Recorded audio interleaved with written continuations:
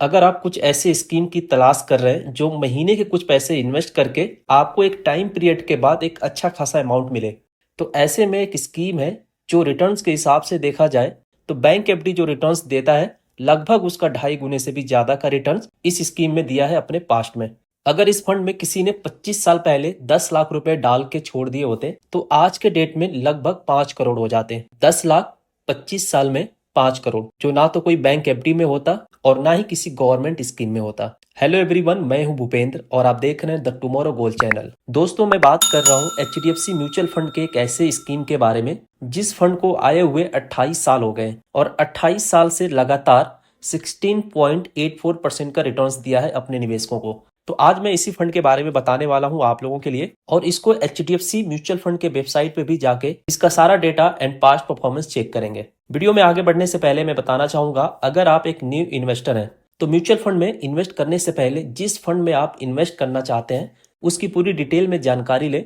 पूरी तरह से आरएनडी करने के बाद ही अपने पैसे को इन्वेस्ट करें, क्योंकि म्यूचुअल फंड कोई डिपॉजिट स्कीम नहीं है एफडी की तरह। यहाँ म्यूचुअल फंड टोटली बेस्ड है शेयर मार्केट के ऊपर, तो डेली अप्स एंड डाउन देखने को मिलते हैं, बट लॉन्ग टर्म में म्यूचुअल फंड में एक अच्छा रिटर्न मिलता है। और अभी जिस फंड की मैं बात कर रहा हूँ एचडीएफसी फ्लैक्सी कैप फंड है। तो जो लोग फर्स्ट टाइम अपना इन्वेस्टमेंट स्टार्ट कर रहे हैं उनके लिए फ्लैक्सी कैप ज्यादा सेफ है दूसरे म्यूचुअल फंड के अकॉर्डिंग। फ्लैक्सी कैप फंड, जैसे कि नाम से ही समझ में आ रहा है, ये फंड फ्लेक्सिबल है। फंड मैनेजर अपने हिसाब से अलग अलग कैटेगरी एंड अलग अलग सेक्टर में हमारे पैसे को इन्वेस्ट करते हैं। Mainly flexi cap fund large cap, mid cap, small cap जैसे फंड में इन्वेस्ट किया जाता है। बाकी आप लोगों को तो पता ही होगा, इंडिया एक फास्टेस्ट ग्रोइंग कंट्री है, तो जहां आपका पैसा इंडिया के टॉप कंपनीज में इन्वेस्ट होता है तो जाहिर सी बात है देश ग्रो करेगा तो कंपनी ग्रो करेगी, और कंपनी ग्रो करेगी तो हमारा पैसा ऑटोमेटिकली ग्रो करेगा।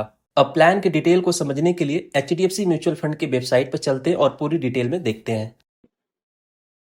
तो हमें प्रोडक्ट्स एंड सॉल्यूशंस में जाना है और यहाँ पे हमें कैटेगरी में आना है और कैटेगरी में डाइवर्सिफाई इक्विटी में आना है।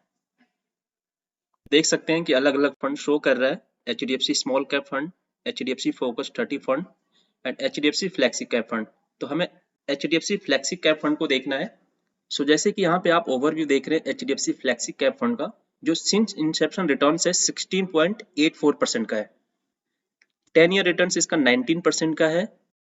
5 ईयर रिटर्न देखा जाए तो 20% का रिटर्न है। लास्ट 3 इयर्स में जो रिटर्न्स दिया है इस फंड ने लगभग 30% का दिया है। लास्ट 1 ईयर में 36% का रिटर्न्स दिया है। तो हमें अगर इस फंड में लॉन्ग टर्म के लिए इन्वेस्ट करना है तो लॉन्ग टर्म के हिसाब से अगर देखें तो सिंस इंसेप्शन 16.84% का रिटर्न्स है, जो मेनली म्यूचुअल फंड में 14-15% लॉन्ग टर्म में मिल जाता है। तो अभी इस फंड को हम डिटेल्स में समझते हैं, इसको ओपन कर लेते हैं। मोस्ट इम्पोर्टेंट, 1/1/1995 को ये फंड लॉन्च हुआ था। 1995 से अभी तक कैलकुलेट किया जाए तो अराउंड 28 साल पूरे हो चुके हैं और 28 साल से लगातार 16.84% का रिटर्न्स दिया है अपने निवेशकों को। इस फंड में मिनिमम आप 100 रुपए इन्वेस्ट कर सकते हैं एसआईपी में। इस फंड की जो करंट एनएवी चल रही है 1735 रुपए एंड 63 पैसे एज ऑन 23 फरवरी 2024।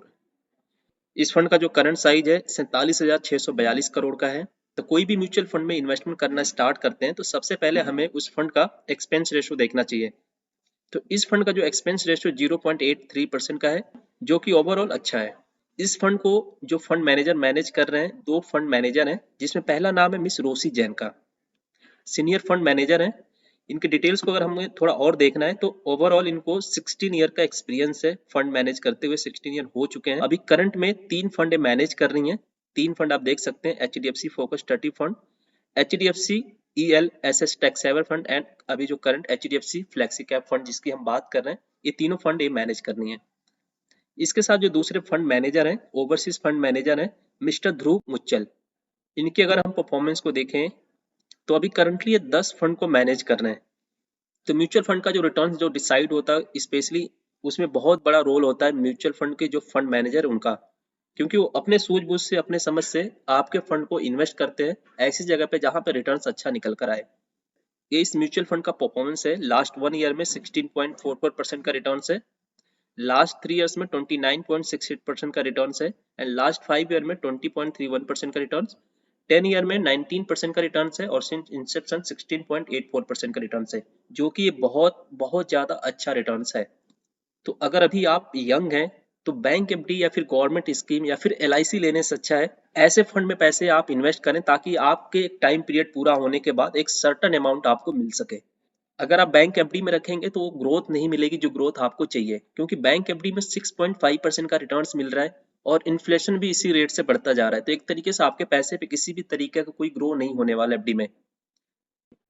अब एक कैलकुलेशन के माध्यम से समझते हैं कि अगर इस फंड में आपने 10 साल, 20 साल या 25 साल या फिर 30 साल के लिए इन्वेस्टमेंट स्टार्ट करते हैं, एक छोटे अमाउंट के साथ कैलकुलेट करेंगे और समझेंगे किस टाइम पीरियड में हमें क्या अमाउंट मिलेगा।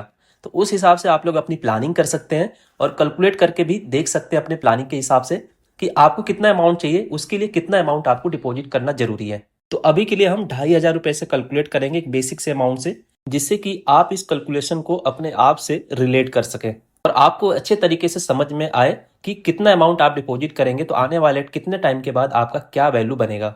अभी के लिए 2,500 रुपए इन्वेस्ट करने पे 16.8% का रिटर्न हम लेके चलेंगे। 10 साल तक टोटल अगर आप 2,500 रुपए के हिसाब से इन्वेस्ट करते हैं, 3 लाख रुपए टोटल आपका इन्वेस्टेड अमाउंट होगा। एस्टिमेटेड रिटर्न्स जो आपको मिलेगा 4,79,223 रुपीज का एस्टिमेटेड वैल्यू मिलेगा।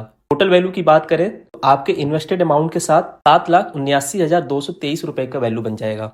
अब इसको 15 साल के टेन्योर से कैलकुलेट करते हैं। सेम अमाउंट 15 साल के लिए इन्वेस्टेड रहते हैं, 4,50,000 रुपए टोटल आपका इन्वेस्ट होगा। एस्टिमेटेड रिटर्न्स जो मिलेगा 15,80,403 रुपए।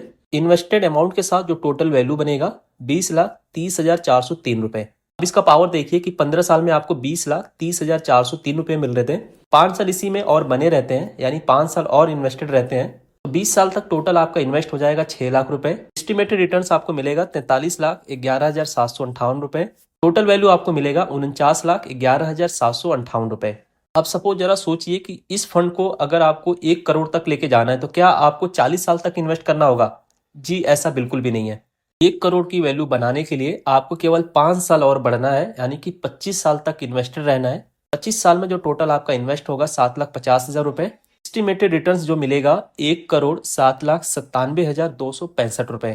टोटल वैल्यू बनेगी आपके इन्वेस्टेड अमाउंट के साथ 1,15,47,265 रुपए। पावर है कंपाउंडिंग इंटरेस्ट का। जितने टाइम तक आप इसमें रुके रहेंगे आपका पैसा उसी हिसाब से कंपाउंडिंग होता जाएगा। अब इस कैलकुलेशन को एसआईपी कैलकुलेटर के जरिए जाके आप खुद कैलकुलेट कर सकते हैं अपने नीड के हिसाब से। जितना अमाउंट आपको चाहिए उसके हिसाब से आप देखिए कि आपको कितना इन्वेस्ट करना पड़ेगा, कितने टाइम तक आपको चाहिए, उस हिसाब से आप प्लान करके अपने इन्वेस्टमेंट को स्टार्ट कर सकते हैं। जरूरी नहीं है कि आपको 2,500 रुपए ही इन्वेस्ट करना है और 25 साल तक वेट करना है। अगर आपके पास फंड है तो आप 10,000 रुपए भी महीने का इन्वेस्ट करके थोड़ा जल्दी आप करोड़पति बन सकते हैं। अगर आप मेरे वीडियो से सहमत हैं और थोड़ी सी भी अगर आपकी हेल्प हुई है इस वीडियो से, मुझे सपोर्ट करने के लिए एक लाइक जरूर करें और अपने फ्रेंड एंड फैमिली ग्रुप में भी शेयर जरूर करें। पहली बार देख रहे हैं मेरे वीडियो को तो मेरे चैनल द टुमारो गोल को सब्सक्राइब जरूर करें और आने वाले नोटिफिकेशन के लिए बेल आइकन भी दबाएं। मिलते हैं नेक्स्ट वीडियो में। जय हिंद।